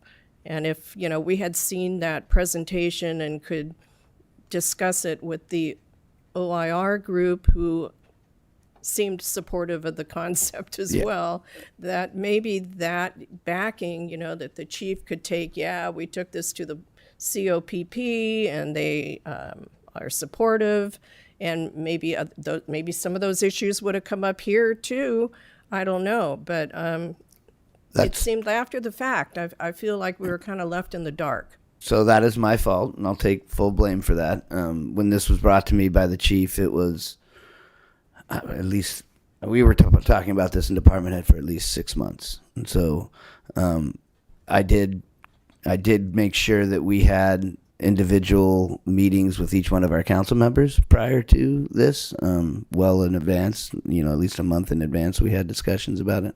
But you're right, this would have been something that would have been good to bring back to the COP board to address this issue beforehand, because I think that would have alleviated the concerns and not brought up as much of a discussion about this project. But that was definitely my fault. We should have done that, and that was me that did that. I guess I wasn't thinking. But Okay, apology it's also accepted. Policies. It's awkward. I mean, we're in a whole different era, and I appreciate that, and I think it's great. But police policies, it's very specialized, and I think it's good to have them open and discussed and stuff like that. But it's really specialized, and I know the process for implementing policies can be difficult already, and so I tried to do my best to get ahead of it, and I clearly didn't get ahead of it, and having it come to the COP board first would have definitely benefited the process. So is that slated then for January? Yes, it'll be here for January at the meeting for January. Okay, and then if that is passed, it goes to council, and so he's backed up by about 3 months. Yeah, we'll likely be able to get it on the first meeting in February to council. Okay. But we have done a lot of preliminary work. They have the locations. We do have a draft agreement that we just got and is being looked at. So, I mean, we would have had, I'd say, a month or so that would have been delayed anyway. But we'll get them implemented if There's approved. one on Fairway Drive. There'll be one not directly on Fairway, but leaving Herrick. Maybe. Cover that road, yeah. There's 21 of them, I believe. Oh, wow. Okay, thank you. Board Member Pardo. Certainly understand Chair Bellini's personal experience. What I heard about this, I took a little more, I don't want to say positive, but I did take a positive feeling from this, because obviously this was an issue that was determined to need more vetting, and I appreciated the council sending it to the COP. And so we could argue whether it should have gone to us first or afterwards, but I think once it was determined more vetting was needed, obviously the public had spoken as well. I think it was, maybe not the best direction, but I think it was the right outcome, is to have it come here, have us review it, and then give a chance to go back to council. And so I feel it was positive. I know that it's not, the opinions vary, but I'm hopeful that with our independent police auditor, with the city manager, the police team we have, that we can review that issue and make a recommendation going forward. Now, I have question. Obviously, we're going to be reviewing the policies behind the cameras. Do you have or can you provide details regarding the contract that's lingering in the middle of all of this? So when we did this, the contract is basically a service contract. We knew the scope of work. It's basically them providing us 21 cameras. They install them. They put the information on a cloud. It's available for 30 days, and then all of it's deleted. During that 30 days, if we feel the need to go back and look, we can. We can enter in specifics about looking at what, trying to find somebody or put in. One of the things that was a benefit to this is when the flag was stolen at the courthouse. The flock cameras that the county have are the reason why we were able to find that individual. We had a very large theft in the cannabis industry that this would have been very beneficial to do. So those type of things were really important to us, and we thought were good selling points. So we have an understanding of what are in the agreement. The agreement itself is more of a lawyer thing. It's, who holds liability. It's very clear in the agreement that we knew that the owner of the data is the City of Eureka Police Department and not Flock. Flock has no ability to sell or do anything like that.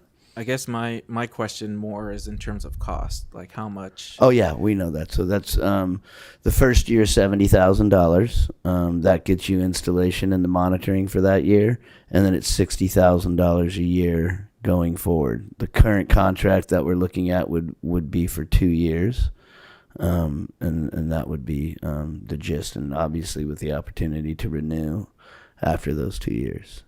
Now, the reason why I ask is because that's quite a bit of money, and obviously we talk about personnel here. Mm-hmm. And one of my concerns, and I hope that in terms of evaluating budgets, that this doesn't take precedence over hiring an able body to do the work, because I feel that an able body is far superior than putting a camera in a certain location, or putting a variety of cameras in certain locations. Yeah, I agree. I mean, this will help with the workload of the existing staff. It will not affect anything to do with the budget or the staffing levels of that budget. $60,000 is approximately a half a police officer annually. No, this is in order to help with the safety of our community, and also help with and to expedite, the time it takes for us to investigate things. So it'll actually make our current staffing levels more efficient, I would think. But it will have no effect on staffing levels, that's for sure. Okay, perfect. Thank you. Any other questions regarding this issue? I see none. Is there any other things you would like to report out? Nope, that's it. Thank you. All right. Well, thank you, City Manager Slattery. Thank you, everyone, for coming and for participating. I just wanted to let everybody know that everything that we discussed, all these reports that we talked about, are on the website, so you could access the same information that we discussed here. So thank you all, and have a good night. Meeting adjourned.